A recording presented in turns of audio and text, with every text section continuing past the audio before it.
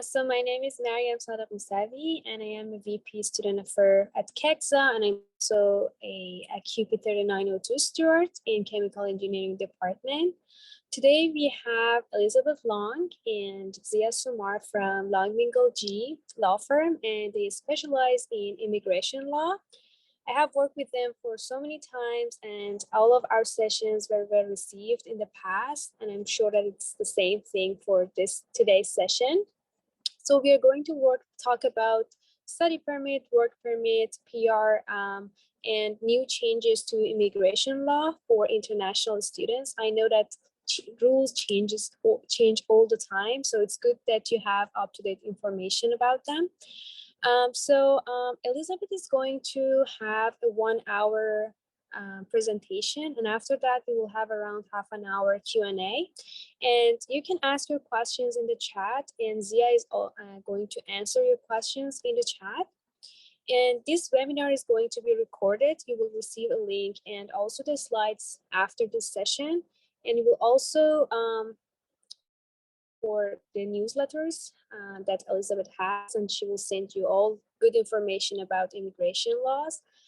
And so I'm going to pass on to Owen and Sadaf to introduce themselves, and then we can start our session.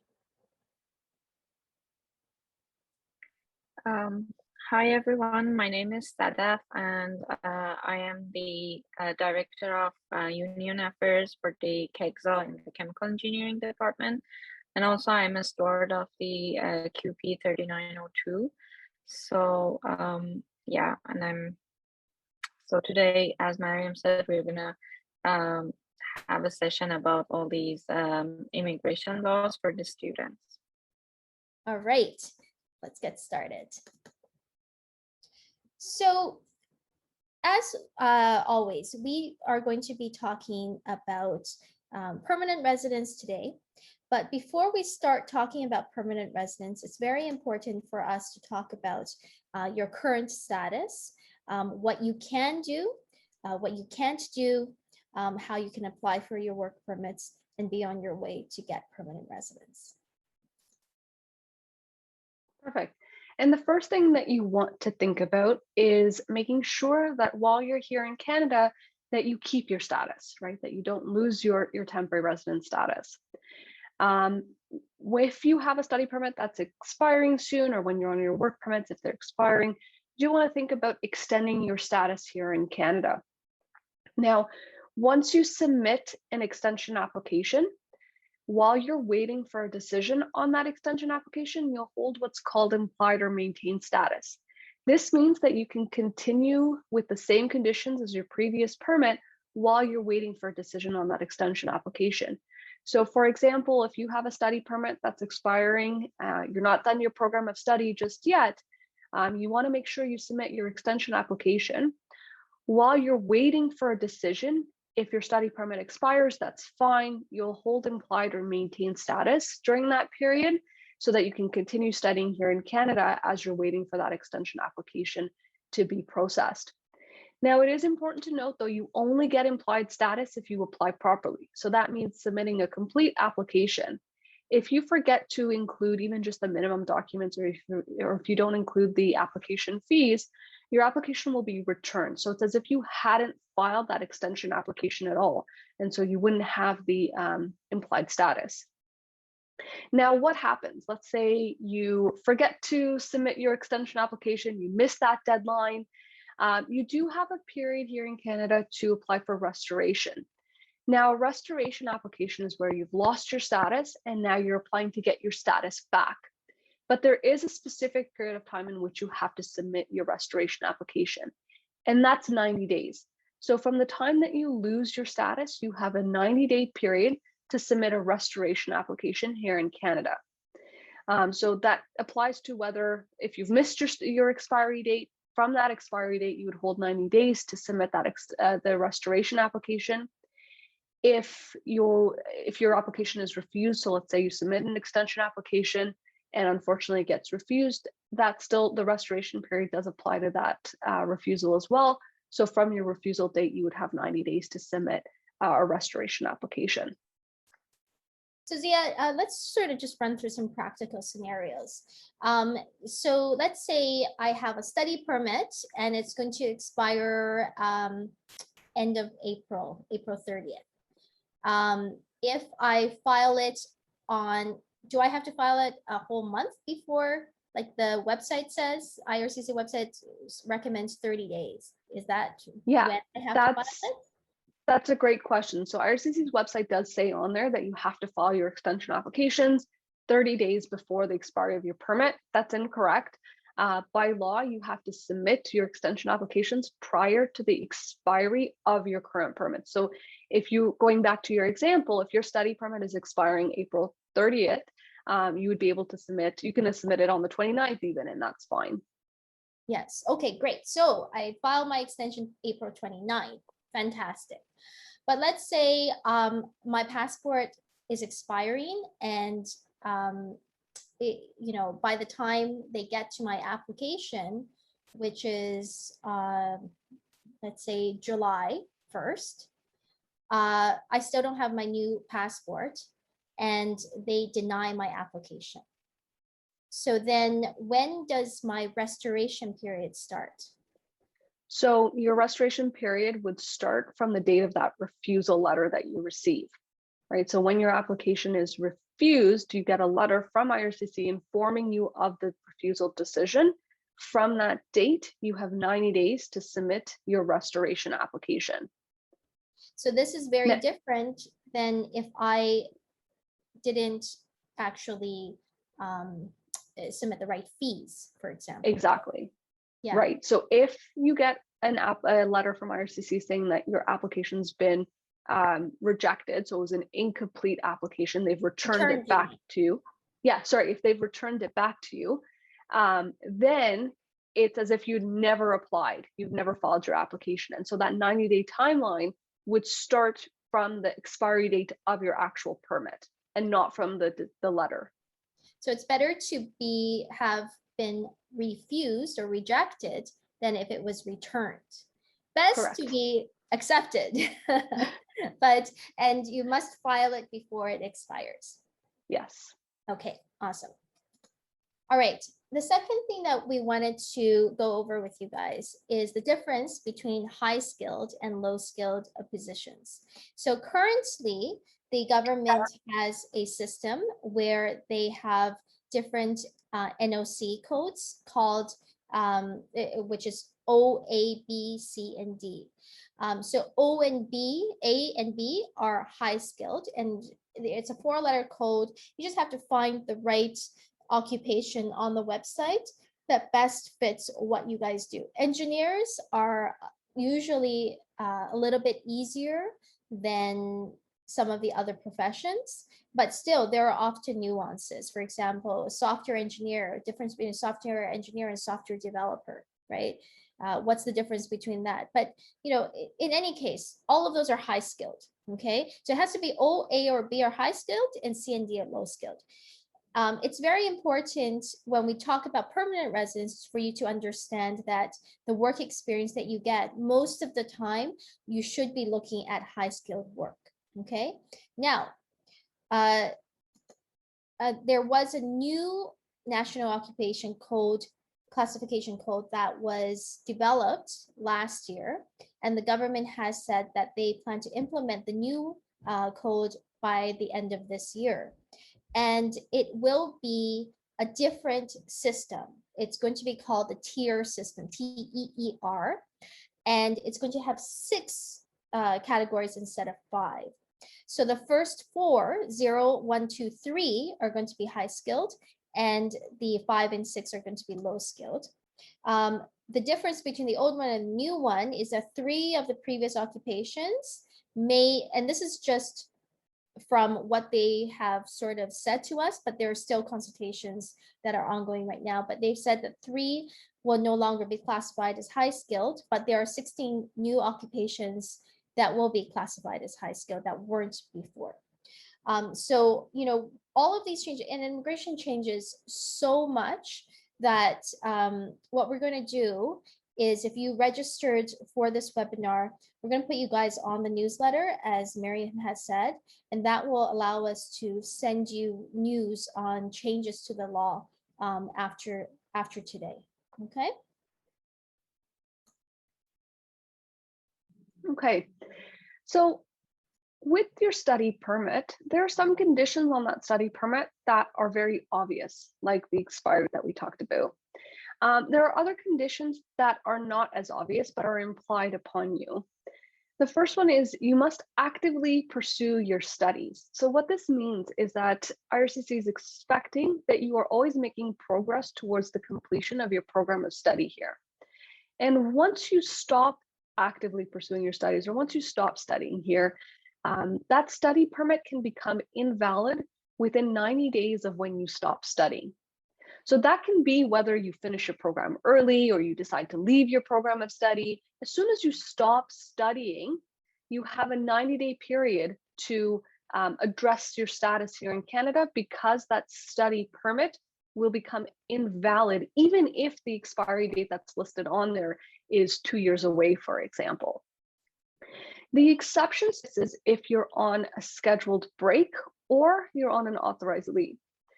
When we talk about scheduled breaks, we're talking specifically about breaks that are part of the academic calendar for your program of study. So it has to be scheduled by the school in your actual program itself. It can't be a break that you decide to take on your own.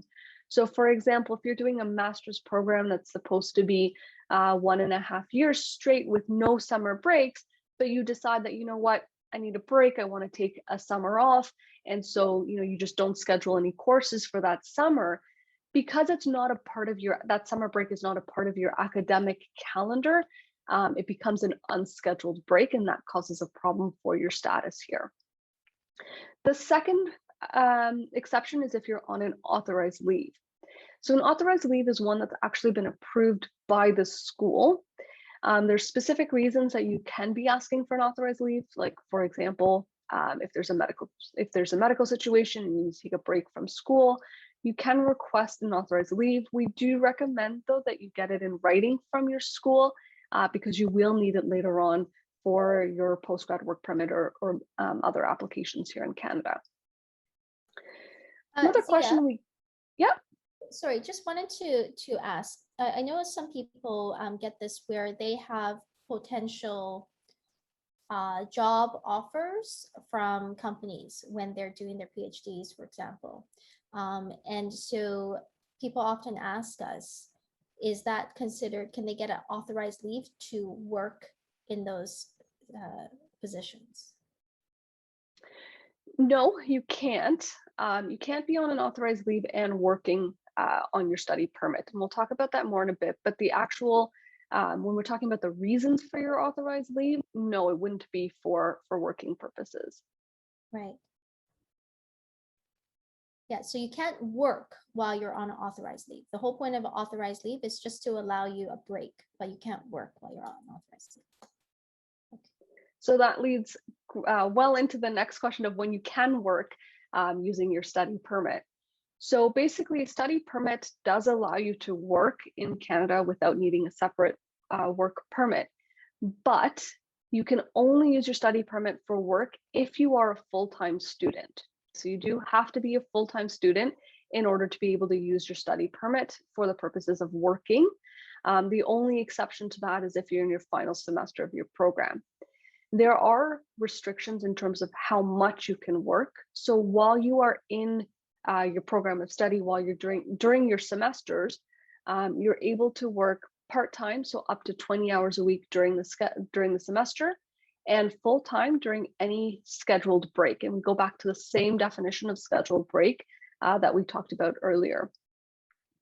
If you are on an authorized leave, so if you do decide to take a leave from your program, you can't work using your study permit. You do have to stop all work as you're no longer a full-time student. Once you have completed your program of study, so very similar to being on an authorized leave, once you're done your program of study, you're not considered a student at that point anymore. And so you also do have to stop working immediately upon any sort of receipt that you've completed your program of study. If you're between programs, so if you're finishing one program and you've already been accepted into the second program of study, you can work full-time during the break as long as you have already been accepted in that second program of study and the period of time between your two programs is less than 150 days.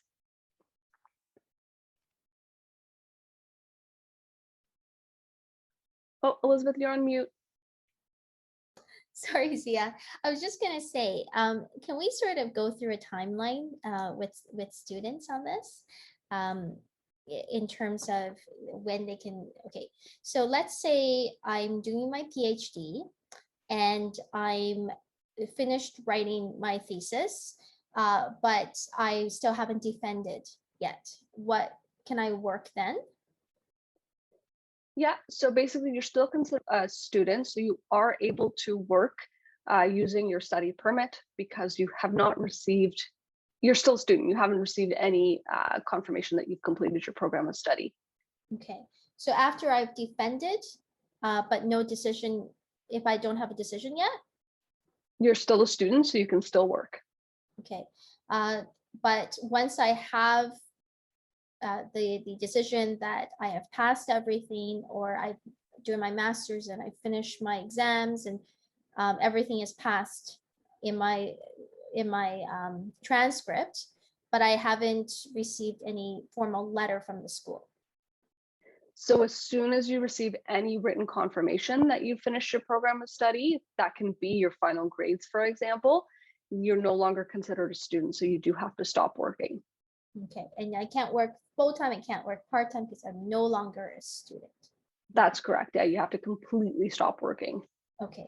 The only thing is, what if I'm a master's student and I'm going to do, like I finish in April, I'm going to do a PhD in September.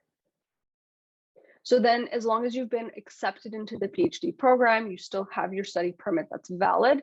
And the period of time between the end of your first program and the start of your second is less than 150 days, then you're okay to start working full time. Okay. And if I don't want to do another program, but I finished it, and we're going to talk about this in the next slide. I file my postgrad work permit within the allotted time. Then once I file the postgrad work permit. Yeah, so definitely then you can start working full time, and that's a teaser to the postgrad work permit application. There we go. All right.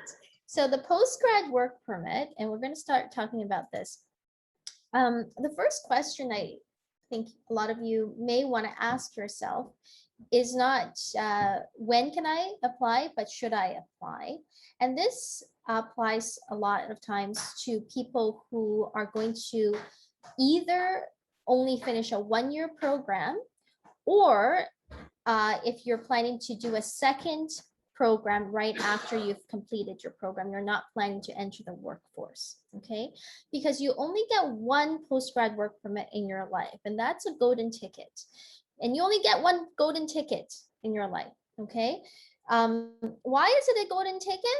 It's because it's a fantastic work permit. It's an open work permit. You can go and work anywhere you like.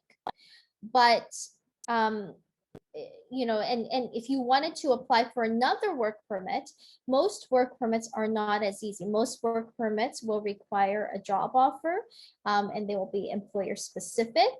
And you probably will need an LMIA, where the employer has to advertise and show they can't find a Canadian to do the job and apply. And it's, you know, a lot of times the employers may not be willing to do this. So most of the time, not always, okay, some people, you know, there are other choices, but a lot of times before you start going in and applying for a postgrad, let's say I finish my master's, I'm going to do my PhD in next semester. If I just apply for the postgrad work permit just because I can, that might not figure so well afterwards when you're trying to apply for permanent residence. Okay, and also sometimes if you only are doing, like, for example, a one-year master's and you only get a one-year work permit at the end, that 1 year may or may not be enough for you to get permanent residence. So before you apply, I'm not saying don't apply, but before you apply, I would say have your plan. Know what you are going to do to get your PR and go through it with your eyes wide open. Okay, so if you only do a 1-year program, you can do a second program as well, and you finish the second program together with the first program. You can combine the programs and get a work permit for 3 years. So 1 + 1 = 3. Okay. Now, if you decide to apply for a postgrad work permit, you also need to understand that it's not difficult to get a postgrad work permit as long as you qualify. And one of the main things you need to have in order to qualify is that you have to have maintained full-time status throughout every semester of the program. There are only 2 exceptions: authorized leave, like Zia was saying, or the final semester. If you only had a couple of courses left, they're fine with you being part-time. But other than that, every semester has to be full-time. And sometimes, people will come to me and their postgrad work permit is rejected, even though they did a full-time, school every semester, but their transcripts were confusing. Sometimes the transcripts didn't show that they had attended the full course load every semester. So in those kind of situations, it's very important to have a full explanation from the school as to what it is. It's not just enough for them to sometimes just say, oh, this person was a full-time student throughout the entire time. They may have to point to specific semesters and why it is that that specific semester is counted as full-time. Okay. So let's talk about when you should apply for the postgrad work permit if you're going to apply. Okay. When can you apply? The rule that I want to tell you guys is, and keep this in mind, it's different from the website rule on IRCC, okay? But the rule is you have to apply before your study permit expires and within 90 days of when you receive the first indication that you've completed your program, okay? So the first indication, like Zia said, is not when you get a letter from the school or when you convocate. It's any indication. So if you get a transcript before you get a letter, or you get a notification on your portal, okay? Just because you don't check your emails or don't check, it's not an excuse, okay? So you have to make sure that you apply within 90 days of the first indication that you've received, okay? And also before your study permit expires. 2 of those conditions, whichever expires first, is when you have to apply. Now, some people, your study permits may expire before your program ends, or may expire just a couple of days, you're not sure. Go and apply for extension right away for your study permit. Normally, a study permit is supposed to have been issued within 90 days after your program ends. That is to allow you enough time to apply for your postgrad work permit, okay? If it's not, and let's say you won't have enough time to apply for your postgrad work permit, because sometimes it takes time for your transcripts to come, it takes time for the letter to come from the school, then you should go and file an extension of your study permit, because you need to have an actual study permit in hand in order for you to start working while waiting for the work permit. Because the law is that if you have a valid study permit and valid study status, then you can, and you file the postgrad work permit, you can start working while waiting for the postgrad work permit. If you don't, then you cannot. That is why my advice to you is different from the IRCC website, which says you have 180 days to file your postgrad work permit. You do have 180 days to file your postgrad work permit, but let's say you file your postgrad work permit on 160 days and you just file it, what you will have when you come back is a rejection, because you would have lost your status, and you need to have student status in order to get your work permit. So the 180 days, the only time we have someone apply between the 90 and 180 days is sometimes your first application was rejected. Then what we would have to do is we might have to file a restoration of status of your study permit and get the work permit at the same time, but you're not able to work while waiting for your work permit. Okay, so keep it in mind. Keep my rule in mind. Study permit, 90 days. Whichever comes first, you must apply. So Elizabeth, can we go through some examples for the length of the postgrad work permit? Sure. So if someone has done a 1-year program, okay, how long of a postgrad work permit are they eligible for? So the 1 year, and we're talking about academic years, which is different from calendar years. Normally an academic year is 2 semesters. So if you've done 1 academic year, then you get a 1-year work permit. Okay, and if we do a 2-year program, how long of a work permit are we eligible for? You're eligible for 3 years, and 2 academic years could be as little as 16 months without any breaks. Now, what if my program is 2 years, but it's supposed to have summer semesters, I decide to fast track, I decide to take additional courses, and I finish that program in a year? Am I still eligible for the 3-year work permit, or now because I finished it in a year, I can only get a 1-year permit? So it really has to be something where you yourself have accelerated the program, and it's not just the program itself is a fast program. So if you yourself accelerated the program because you're just super smart and you're smarter than all your other classmates and you finish it early, then it counts as the actual length of the program. But if the actual length of the program is like, 1 year, 2 semesters, and they just say, well, super smart people who do the program, you can get your master's in 1 year, it's still a 1-year program. Okay.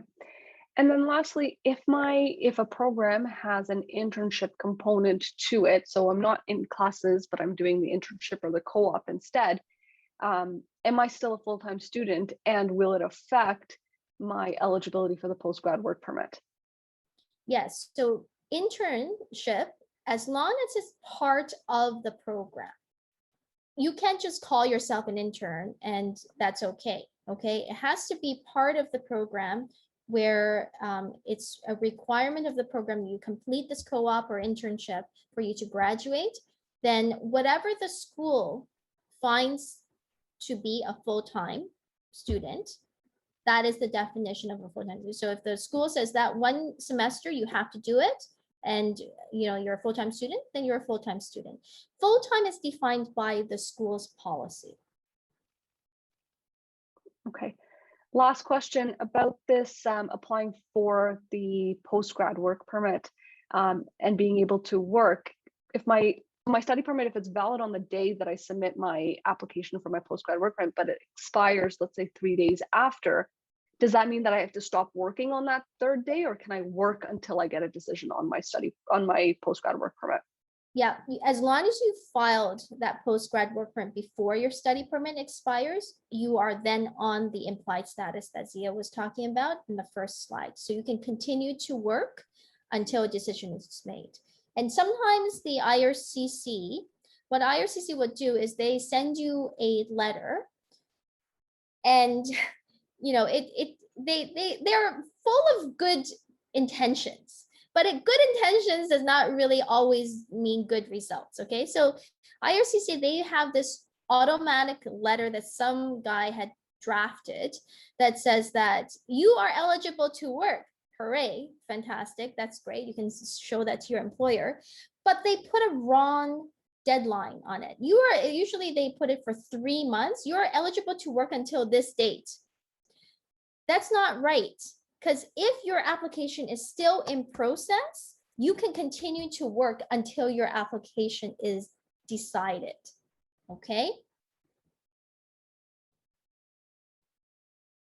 All right, are those all the questions? That's it. That's it. Okay, Thanks. awesome. Okay, let's talk about permanent residence now. So the first program that we want to talk to you guys about is Express Entry. Express Entry is one of the most famous and infamous programs for permanent residence. And many of you have probably heard about it, and there's been a lot of news about it. So let me just first of all give you a broad outline of what it is, and we're going to talk about the details and the news about it, okay? So how Express Entry works is first, you have to create an online profile. You qualify, and you can create an online profile if you qualify under one of three categories.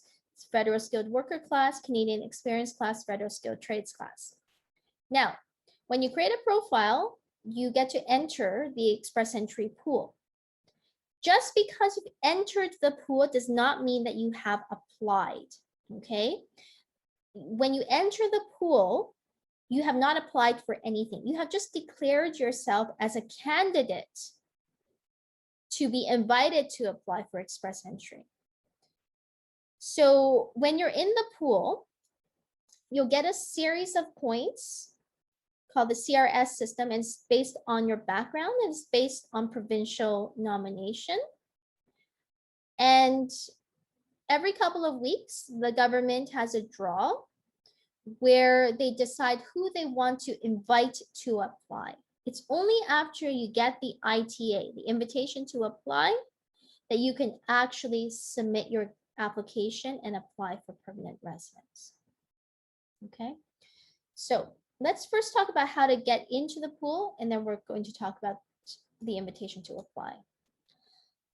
To get into the pool, under the first category, many of you may already qualify. The category under this is called the Federal Skilled Worker class, and the work experience you need is 1 year of high-skilled continuous work experience in one occupation that's full-time, okay? And this work experience can be from anywhere in the world. It can be while you're studying, so TARA work, as long as you have the hours, 1,560 hours. You have the, you're paid for it, and you, it's continuous as well, so no breaks in between.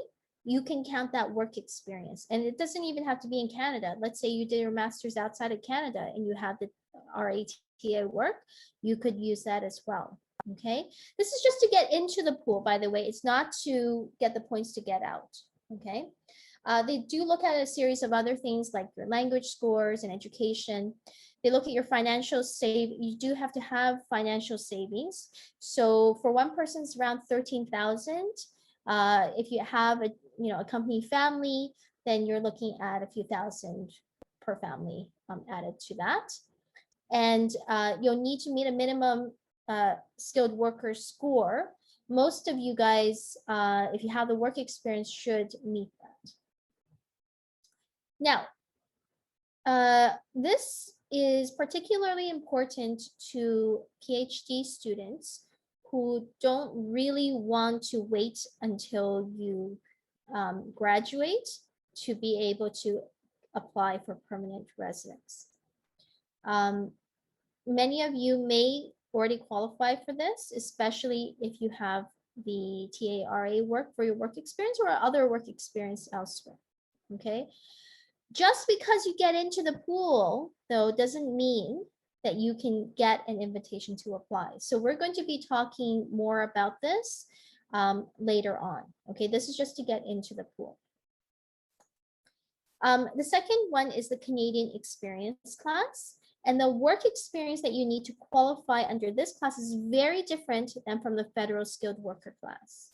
The work experience under this class is you need to have 1 year of high-skilled work experience in Canada when you are not a full-time student and where you are employed by a Canadian employer, okay? So 1 year when you're not a Canadian, a full-time student. So when you've graduated, or your spouse. If they're here, they are not full-time students, they can also get this work experience. You also need to be employed, so not self-employment. It needs to be in Canada, and it needs to be full-time, 1,560 hours, okay? So the reason why this class becomes important is because recently, since COVID started, the government has been very diligent in inviting people under the Canadian Experience class to apply, but they haven't invited anyone under the Federal Skilled Worker to apply since 2020, except those people who have provincial nomination, and we're going to talk about that in a bit. Okay, so Canadian Experience class. Third one, I'm not going to really talk about because it's skilled trades. It has to do with like construction trades, etc. Doesn't really apply to you guys. Okay, so the next thing that you have to think about is how many points can you get? Okay, so the government normally announces a draw where they announce the category and they announce the number, the score. If your score is above the score that they have announced, then you will get an invitation to apply. If it's not, then you stay in the pool. So what gives you the points? First, age. Once you start turning 30, it's not going to be a happy birthday every year for immigration, right? I mean, I love turning older. I like getting older, but my points slide down, okay? 30s, not too bad, 5 or 6 points every year. 40s, it goes a fast slide, -10, -11. By the time you're 45, good news is it doesn't go down anymore, but the bad news is you get a big fat egg, a 0, okay? And so when you compare people in their 20s who have, you know, 110 points compared to someone in the 40s who has 0, it's a market difference. And so the advantage to this, not much you can do about it except to apply as early as you can. Education is very important. Most of you guys, if you have your 2 degrees, post-secondary programs, you have your master's, then you will have a very high level. You know, some super smart people go and do your PhDs without doing your master's. It can be a disadvantage in terms of the points because then we can only count your bachelor's degree until you actually finish your PhD. So if you wanted to get your permanent residence, your points would be a little bit lower while you are working on your PhD, okay? Language is also very, very important. In IELTS, if you don't have work experience in Canada, that falls under the Canadian Experience class. Normally, we're looking for at least 7s in reading, writing, and speaking, 8 in listening. And that's for IELTS, or CELPIPS is 9s at least, okay?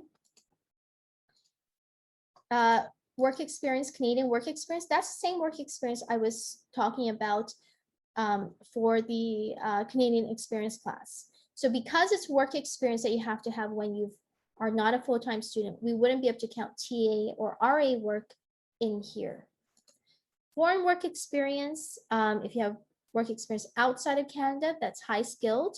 If it's 1 year, you get a bump. If it's 3 years or more, you get another bump. Spouse, so your spouse could bump you up a little bit if they're super spouses, or maybe draw you down a little bit if they're not.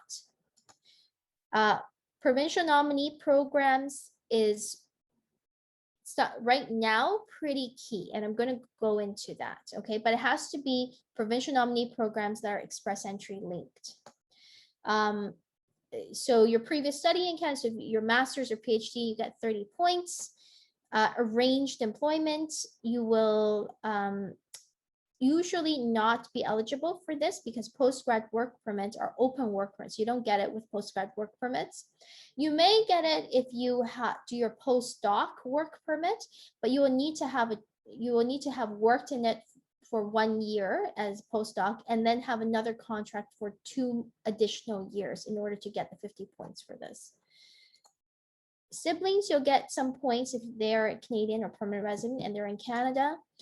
Fluency in French is very, very important. If you are fluent in French, you will get a whole bunch of points. And so you should do a exam if this is what you want to do for this, but also for other things. For example, if you're fluent in French, you could get a work permit that's employer specific if you have a high-skilled job anywhere outside of Quebec in Canada, and that will help you get your arranged employment points as well. And then there are also, it's very important, there's trade certification. I'm not going to go into that, it's the construction trades, but fluency in French is also super important for the next thing that I'm going to talk about, which is the provincial nominee program in Ontario that's express entry linked. Okay, so let me sort of give you a history, or very, very recent history I'm talking about the last few months with regard to express entry.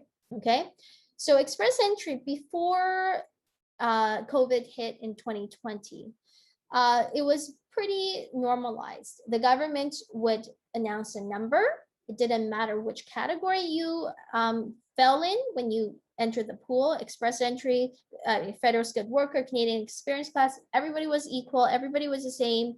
They announced a number. As long as your number is above that number, you get an invitation to apply and you apply. Simple, straightforward. Okay, then COVID hit and it all went a little haywire. So when COVID hit, the government said, well, why are we looking at people who fall under federal skilled worker class? Most of them are not going to have any work experience in Canada, therefore they're not going to be in Canada, so why do we even care? Instead, we should be inviting only people who are in Canada who fall under the Canadian experience class. So during the COVID times, they stopped inviting anyone who fell under the skilled worker from 2020. Last year was all Canadian experience class. And at one point, they invited everybody in the pool who qualified under the Canadian experience class. Like the lowest score was like 23, okay? And the points for Canadian experience class continue to be very low in the 300s. Whereas, you know, pre-COVID, it was always like 480 something. This was like 300 something. It was just like unprecedented. But then in October of this year, last year, suddenly, all of a sudden, they stopped having these draws. And so we were wondering, well, what's going on? There was an election, maybe new ministers coming, and maybe they want to do a new policy. But then we got the memo, the secretly leaked memo, where the government said that by November of last year, the government had basically filled the quota that they had for this year. All of the spots were taken by people they invited last year before November. And as a result, they said, well, we don't want to invite people because then, you know, our inventory is just going to build and build and build. And so what's been happening is the pool now has been building, right? And the government in the next, these aren't even secret internal memos anymore because they're just available to the public now. The next internal memo that we've recently received is that they plan to start draws in the latter half of this year. But still, they think that the numbers are going to be quite high, probably over 500. And so, you know, that's what it is. I would anticipate that hopefully, you know, they fill up their numbers eventually, and they start the numbers start dropping to pre-COVID numbers probably 470s, 480s, hopefully. But for a while in this year, it's probably going to be extremely high. Now, the government, the only thing I said that they stopped drawing for Canadian Experience class, okay? That's only partially true. They stopped drawing for people who only qualified under Canadian Experience class. And they stopped drawing for people who only qualified for Federal Skilled Worker class. But if you qualified under one of those classes and you have provincial nomination, then every single draw, every second week, you will get an invitation to apply. Okay, so what is provincial nomination? Express entry, immigration, it all falls under federal jurisdiction. The federal government is responsible for immigration, but the federal government has made an agreement with every province to allow each province to select their own people who they want to get permanent residence. That's called a provincial nominee program.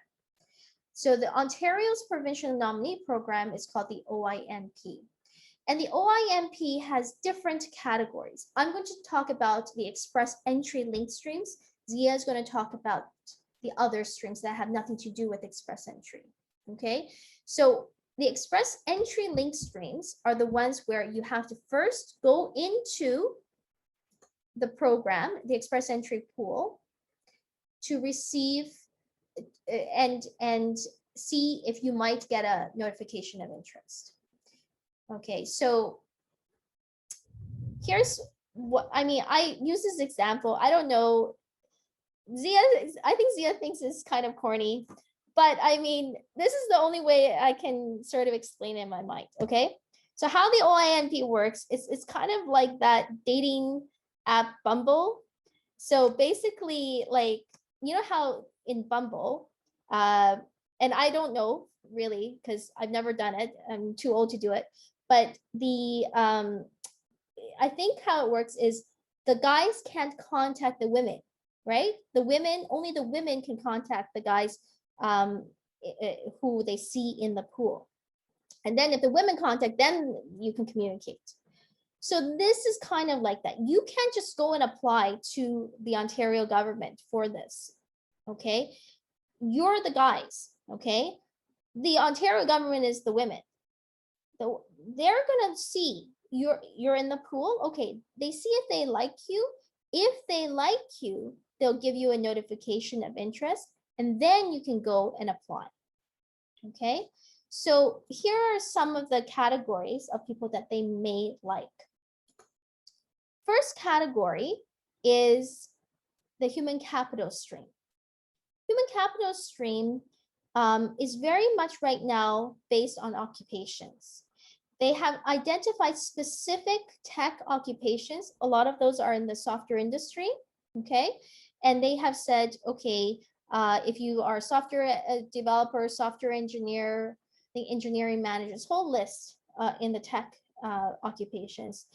And your points, and they'll specify every time they do this notification of interest, they'll specify a points level. So if you have work experience in one of those occupations and your points are above that level, you might get an invitation to apply.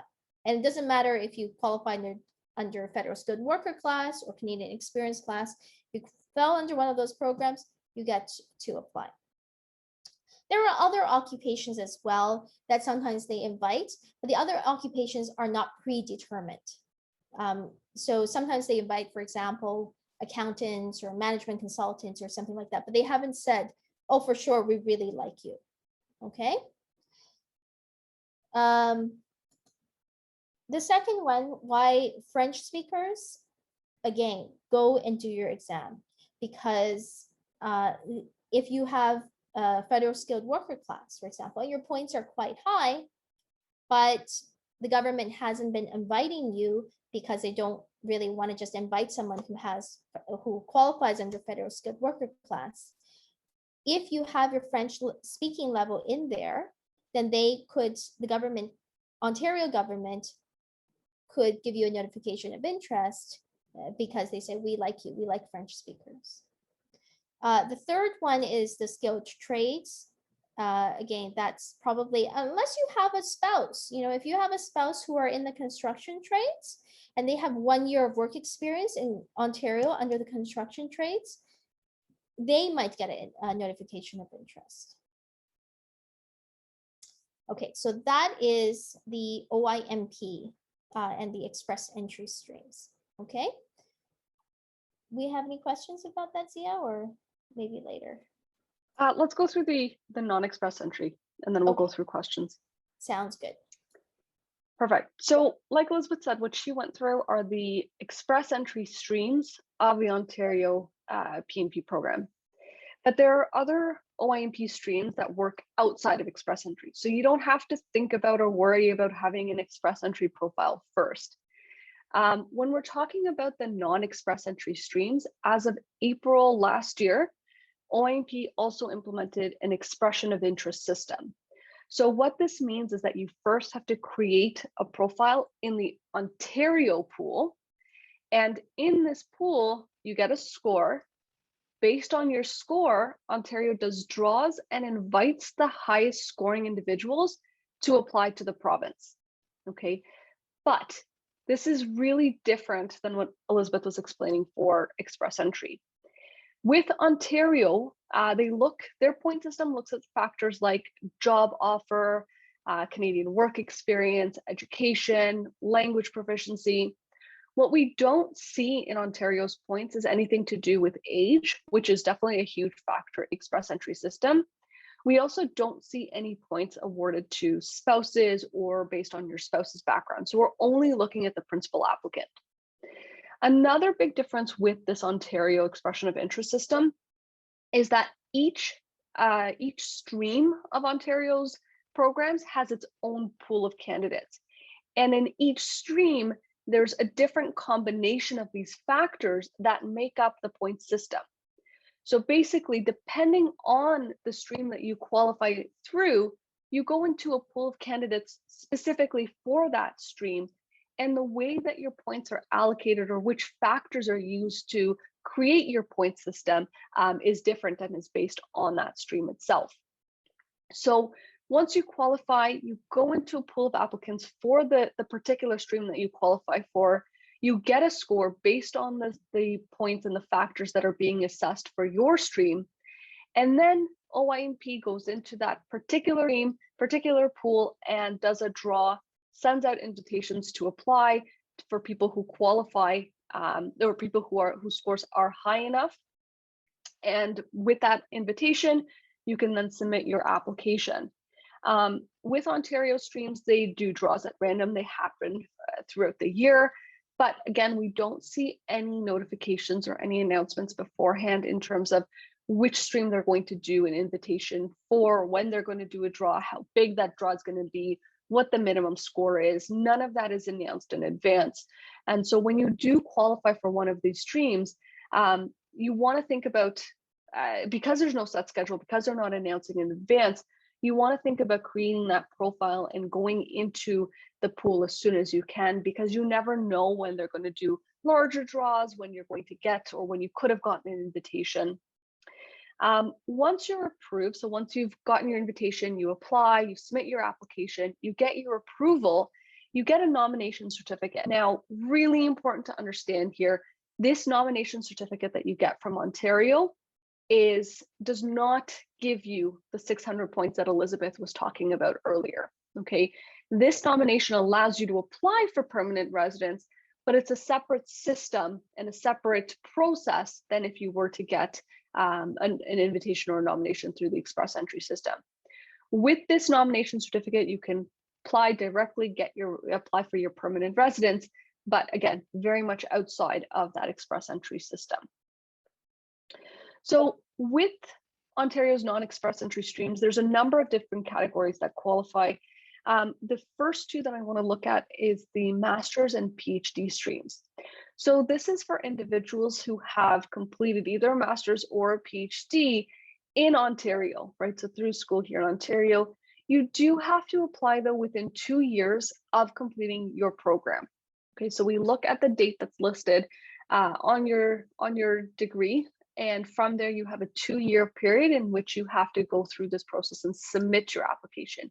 You don't necessarily have to have your permanent residence by that point, but you do have to submit the application through one of these 2 streams within 2 years. Really important, both the master's and PhD streams do not require a job offer. So you're able to go through these programs as soon as you finish your program of study, okay? However, even though no job offer is required, Ontario is specifically looking for individuals that are ready to start working, ready to enter the labor market. And so what they're not looking for is individuals who are looking to pursue further study. So for example, if you've just finished your master's program, you're thinking about doing a PhD, you won't qualify for this the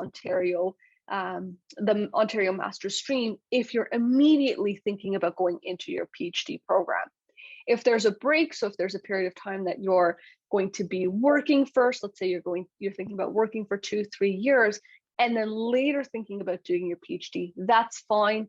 What we're looking at is Ontario does not allow people who are immediately entering into their PhD program when they're going through the process of applying for permanent residence through the OMP programs. You would not be able to apply then. Like we talked about earlier, this master stream is a non-express entry based program. And so you have to first have to go into the expression of interest system. So creating a file in Ontario's pool, getting selected, getting an invitation, and then applying to the master's or PhD programs. The other big stream of applicants that are non-express entry based for Ontario are our employer-based streams. Now, when we're talking about the employer-based streams, you want to think about criteria there's a criteria basically on the employer, so the company that's supporting your application for permanent residence. There's requirements on you as the applicant, and there's requirements on the job offer, so the position that you're being offered. We'll first take a look at the employer requirements because they do apply through all the different employer-based streams, and then we'll talk specifically about the streams that fall into these employer-based categories. For employers, the requirements do differ depending on where exactly the company is located. Okay, so if the company is inside of the Greater Toronto Area, the company has to have grossed at least $1 million in their past fiscal year. And at the time of your application, they need to have at least 5 full-time employees that are either Canadian citizens or permanent residents. Those numbers decrease for employers that are located or that are based outside of the Greater Toronto Area. So we see that decrease to the gross income of $500,000 in the past fiscal year, and they only need to have 3 full-time employees that are Canadian citizens or permanent residents at the time of your application. Regardless of where the employer is located, they do have to be in business for at least 3 years before you can go through the OMP employer-based streams. In terms of the job offer, it does have to be a full-time and a permanent position, okay? This is really important. So if you're being offered a contract that has an end date, so for example, could be a 2-year contract, that would not qualify for the employer-based streams. Ontario is looking for individuals with a contract that has no end date, so it's an indeterminate length. Now, like I said earlier, there are 3 streams that fall under the employer-based categories. The first one that I want to look at is the international student stream. So this is for individuals who have completed an eligible program of study here in Ontario. If you've done your master's, if you've done your PhD, both of these are eligible programs generally, so it wouldn't be an area of concern, but you do have to apply again within 2 years of your graduation. So 2 years from the date that's listed on that diploma certificate. With the international student stream, your job offer has to be high-skilled and the employer has to be offering you an entry-level wage. However, with the international student stream, there's no requirement for work experience. So this is a program that you can look at applying to as soon as you finish your program, program of study here in Ontario. So when we're talking about different options, of course, this is something that maybe you would be able to be eligible for sooner, since there is no work experience requirement attached to it. Comparatively, the second program that falls under the employer-based streams is the skilled worker program. For this program, your job offer does have to be high skilled. The wages are a little bit higher instead of the entry level of international students. The employer has to be offering you at least at the median level wage for your occupation, for your location of work.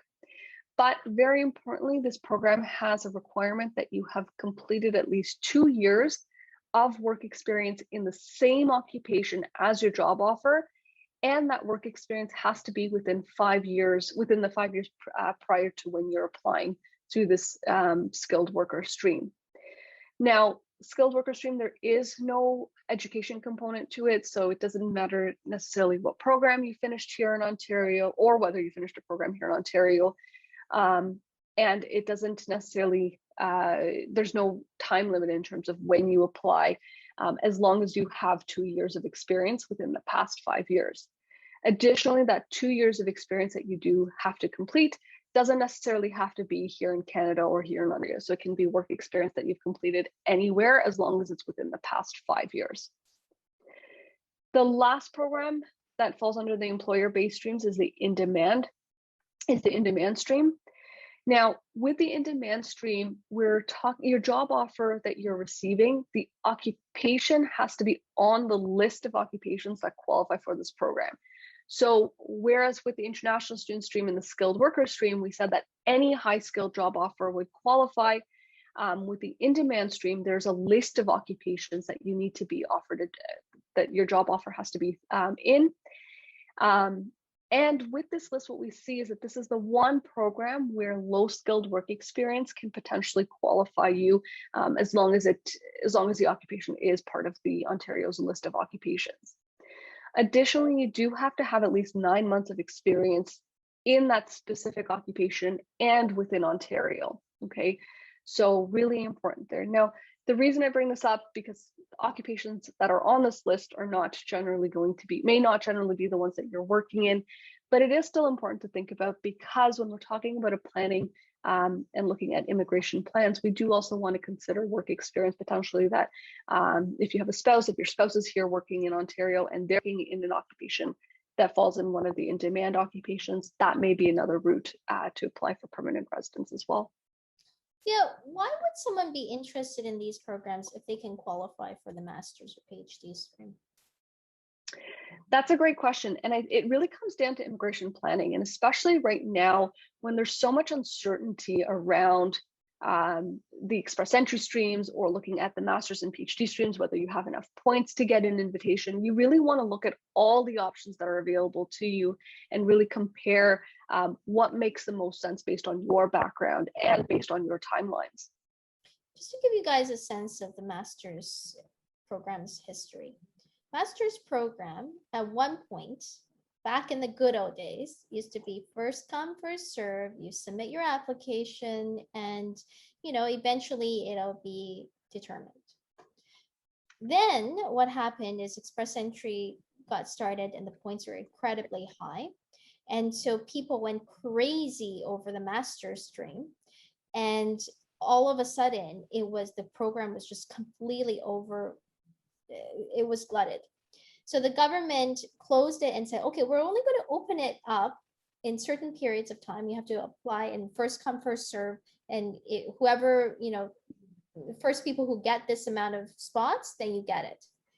So then when they did that, the first time that they opened it up, it was like 117,000 people had been trying to get on the website to do it. And it was just crazy. It was harder to get a spot on OIMP than the hottest ticket on Ticketmaster.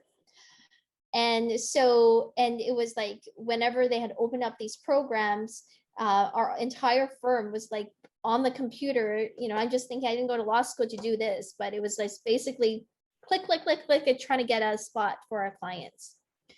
So then the government has now finally put in the situation where there's a pool, it's more orderly, and they can invite people. but what that also means is not everybody can get through.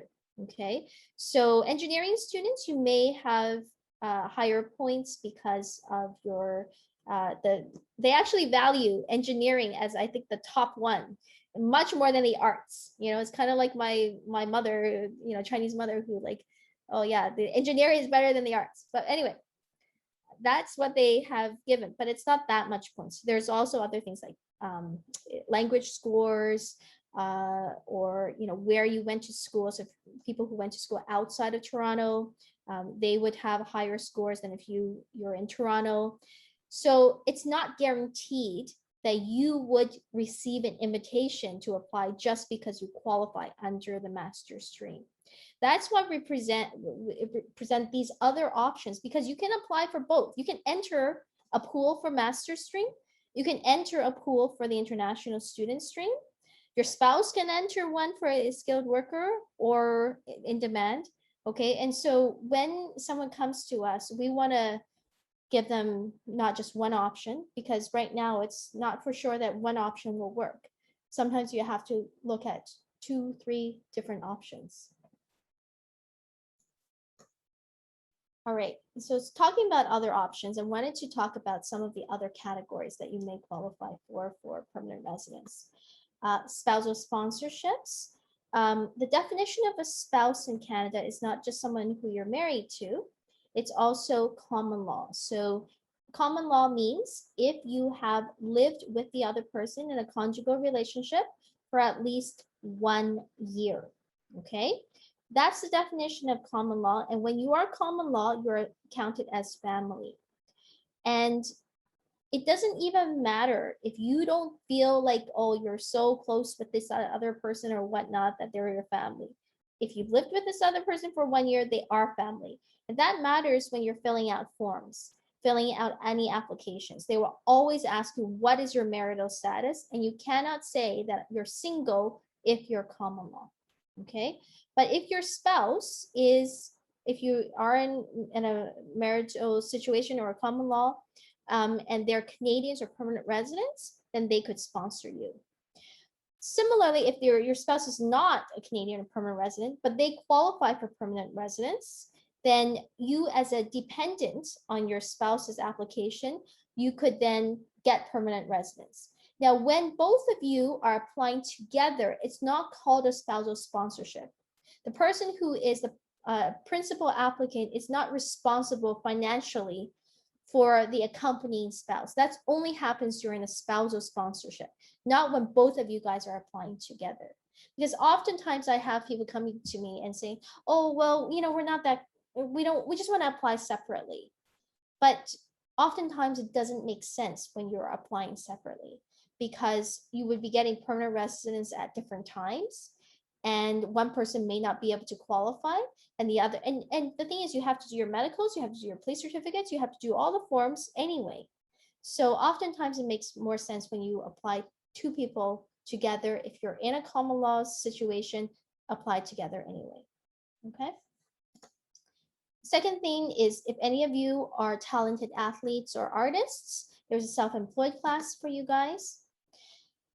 Startup visa is something I wanted to mention to you engineers, because especially if you're doing a PhD and you have a fantastic invention, product for a company that's innovative, you could apply for permanent residence as long as you and any other people, up to 4 other people, like up to 5 founders together, can apply for the startup visa, where you have a company that receives the support of a designated organization like an incubator or an angel investor group that has been designated in Canada. And the applicants, though, have to own over 50%. Each person has to own at least 10%, but all the applicants have to own at least 50%. So the person who, like, say you're partnering with a Canadian, that Canadian can't own more than 49%, essentially, okay? But this is a PR application, and you can also get a work permit while waiting for your permanent residence to work on your company as well. if any of you are from Hong Kong, this is a great stream that you can apply for PR now. Okay. All right. So let's talk about some advice for what you guys should do, some practical advice. Yeah, I think the first one is really making sure that you have a plan as to what you need to do to get to your immigration goals. You know, right now, what we've talked about today is just the tip of the iceberg, right? We've only really looked at the very high level of the immigration options that are out there. And we've talked about some of the process. But as you can see, there's many different ways to apply for permanent residence. There's many different ways to reach your immigration goals. And it's really important that you sit down with a professional, with an immigration lawyer who's able to go through your background specifically and identify how you can best meet your immigration goals, how you can get your permanent residence, and can really walk you through what that process is going to look like, and you know what you need to do to make sure you get there in the amount of time that you do have. Second thing is, once you have your plan, be prepared to execute. Right? You may have to study for your exams. I don't even care if it's your only language. You know, it takes time to understand what exactly these exams are required of you. And it's oftentimes, it doesn't necessarily measure your ability to master the language. It measures your ability to do the exam. So make sure that you do some practice exams. And if you need more practice, do practice that, because oftentimes language, as you have seen, can be critical to your ability to get PR. Also, sometimes the programs that you're doing, you know, do you need to do your PhD right away, or should you get your PR first? You know, maybe you should get your master's before you do your PhD. A lot of times, these kind of considerations can come and decisions can come back and bite you if you don't make the right decisions with your eyes wide open. Okay. And then, of course, while you're here in Canada, we talked about this right from the beginning. The first thing that we talked about when we started the presentation today, make sure that you stay in status, right? Throughout your time here, you do want to make sure that you're maintaining your status, that you have valid status, because as soon as you lose it, it can be more difficult to meet those immigration goals that you do have. And then secondly, very important in every application, everything you do, make sure you don't misrepresent with IRCC, because that in itself can carry a very, very onerous penalty. If IRCC comes back and makes a finding that you have misrepresented yourself in any immigration application, that can carry with it a 5-year ban from being able to apply for any subsequent application. And of course, even after those 5 years are up, you can imagine that your application would be very highly scrutinized. And when we talk about misrepresentation, it can be as simple as not knowing that you're in a common law relationship, for example. I know Elizabeth talked about that definition. And so it's really important that you're speaking with professionals who can guide you and make sure that everything that you're doing is the way that it's supposed to be done. And sometimes, don't just listen to your friends or someone who, sometimes when they tell you things that are too good to be true, it often is, So for example, sometimes people will come to me and say, oh, this consultant told me that it doesn't matter. They won't find out. I can just lie about my work experience. They won't find out. I'm fine with, as long as I get my PR, who cares, right? The thing is that you want to sleep at night? Because even if you get your PR, I don't necessarily think that I would sleep well at night, because they can always go back and take away your PR. They can always go back and take away your citizenship. Oftentimes, these crooked consultants who, advise people to do these things, they get found out, and then all their client files get pulled, and all of a sudden, people start losing, their status. You guys are one of the cream of the crop of the desired people. When immigration talks about who they want to attract through the immigration system, they're talking about you guys, okay? So if you guys can do it, think how hard it would be for other people to do it. What I'm trying to say is you guys can do it, okay? But you got to do it right and do it right the first time. If you don't do it right the first time and your application is rejected, hopefully, you'll do it right, contact a lawyer, get it right, done right the first time. If you don't, and it's rejected, you have to contact a lawyer right away, okay? Don't just call the call center. A lot of times in this day and age, we're just so used to calling customer service and expecting them to help. And we think that the government customer service is like a Amazon customer service, right? You call them, they help you out, good people, great. IRCC call center is not that way. IRCC call center, they can be useful in certain things in terms of, oh, do you know what's on my file? What does it say? Sometimes they might tell you, okay? But they are not there to give you advice. If you call the call center, they will often give you wrong advice, and you can't trust them. And if you follow their wrong advice, you can't later come back and say, hey, IRCC call center told me to do this, so therefore I'm okay. Mistake of law is not an excuse. That's what they will say to you, even if the mistake of law is because of the call center, okay? One of the things they might tell you when you get a refusal is, okay, why don't you just write a letter and then you can explain your situation, right? If you do that, you will cause a few things to happen. One is you might miss your federal court notice date, which is 15 days inside Canada or 60 days if your decision is made by a visa post outside of Canada. Most of the time for you guys, it's going to be inside Canada. If you miss that notice date, then you will forego your opportunity to have an impartial judge look at your application, decide whether it's reasonable. Sometimes you may or may not go to federal court. We may ask for a reconsideration. And that's what happens when you write a letter to immigration. You're asking another officer, a senior officer, a manager, to take another look at your application. But you only get one kick at the can.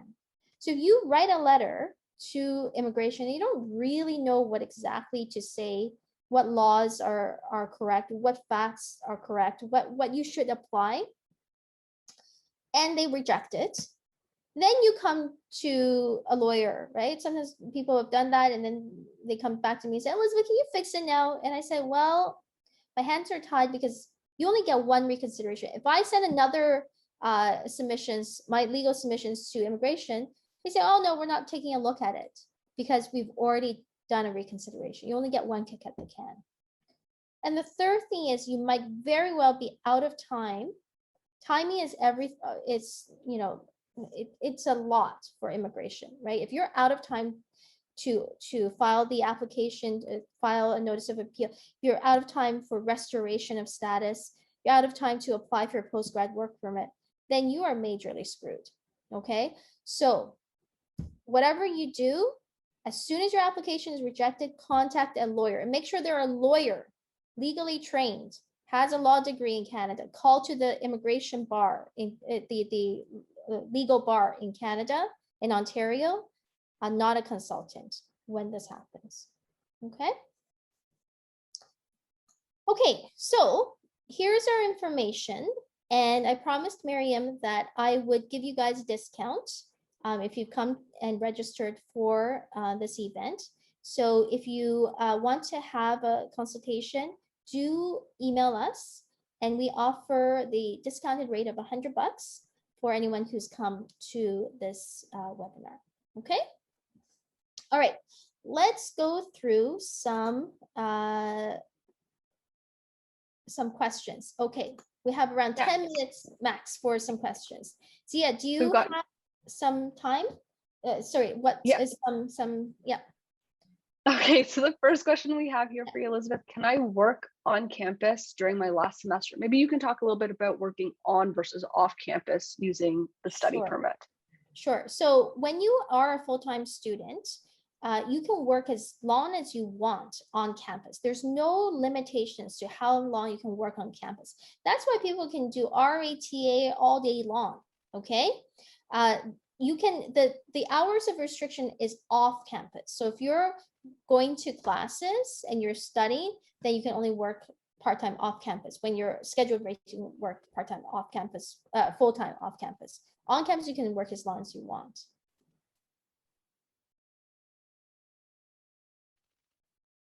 Okay, let's see here. I have applied for a study permit extension. I'm waiting for the new study permit. It's not approved yet. Can I apply for a postgrad work permit if I'm going to graduate during this implied status? Yes, you can still submit your application for the postgrad work permit because you will be on implied status, so you do still have status.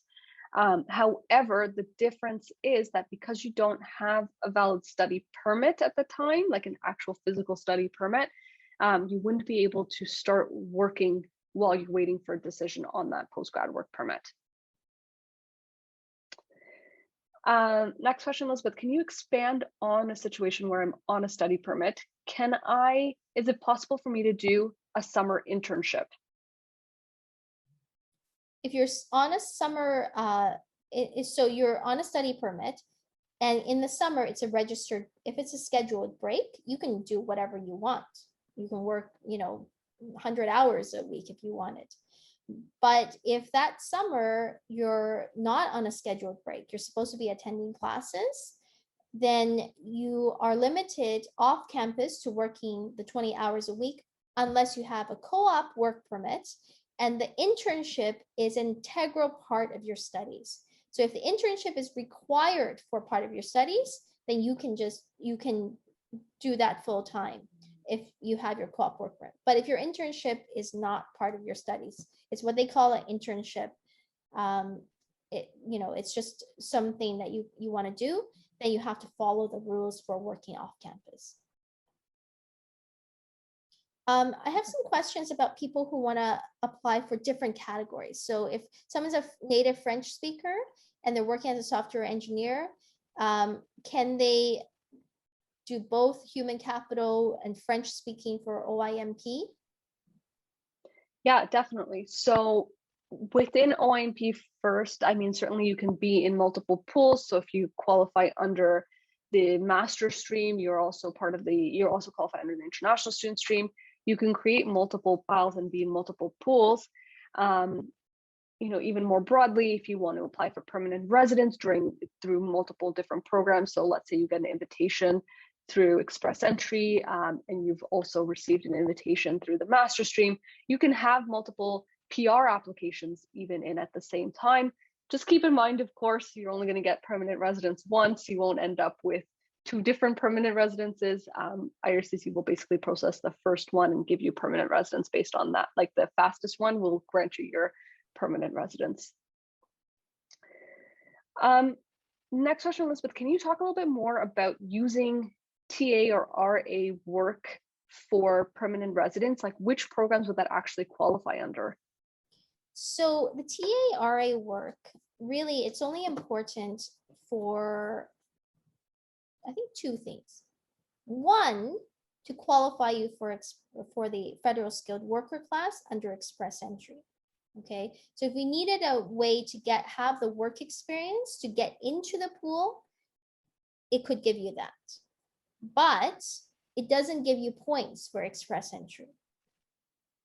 It could also be important to have TA-RA work if you're going through the international student stream, because they look at whether or not you've had work experience. Does that work experience count though? I don't know for OMP. Did they ever determine work experience while you're a student? Does that count for OIMP? We're still waiting for OIMP to come back with a Okay. clarification on that one. But it could, right? So those are the only things. It doesn't, the TA-RA work doesn't give you extra points for Express Entry. The CRS points, it doesn't actually give you that. Okay, Zia, we have time for one last question. And the question is, if someone has a provincial nomination, but doesn't have PR yet, and they want to move to another province, is it not recommended? Is it recommended? What do you say? Yeah, so if you have your nomination, you're waiting for your permanent residence application to be processed, part of that PR application is that you have an intent to continue working and residing in that particular province that's nominated you. So if you do move, you have to update IRCC and the province in terms of your new address and where you've moved to. And it's very likely that the province is going to pull that nomination because they do want to reserve their spots, their nomination spots, for individuals that are going to be living and working in their province. So what that likely will mean if you're moving outside of the province that's nominated you is that you're looking to restart your PR application from the beginning. So, so don't move until you have your PR. After your PR, though? After you become a permanent resident, as a permanent resident, you have mobility rights. And so certainly you're able to move around to different provinces. With that being said, there's always that intent requirement that came with the permanent residence application. So let's say you become a permanent resident and the next day you move to another province, you know, they may come back, IRCC may come back and question what your intent was throughout the entire application process. If 6 months down the line, for example, you get a phenomenal job offer in another province and you decide to move at that point, that's fine. Yeah. We've actually never had an issue where someone has landed, received their PR, and then had an issue when they moved out of the province. It's usually when somebody has moved out of the province before you get PR that that's going to be an issue. All right, guys. Well, that's all the time that we have right now for you. Thank you, Miriam and Owen, wherever you are, and Sadaf for organizing this fantastic webinar. Thank you, Elizabeth. Yes, I wanted to acknowledge Owen because he couldn't speak. So he's one of the director of Union Affairs at CEGSA, and he also is one of the stewards for our department. And thank you all for coming to this session. We look forward to seeing you in our future events. And you will receive an email with the slides of this presentation. And also, I think Elizabeth is going to upload this video on YouTube, right? Yes, I will. And so for people who just click on and register for it so that we have your email to send that out to you guys. And you can always view all of our videos on our website as well, Law Group /videos as well. Okay. Perfect. Thank you very much. Thanks, guys. Thank you. Bye. Have a nice Thank day. you.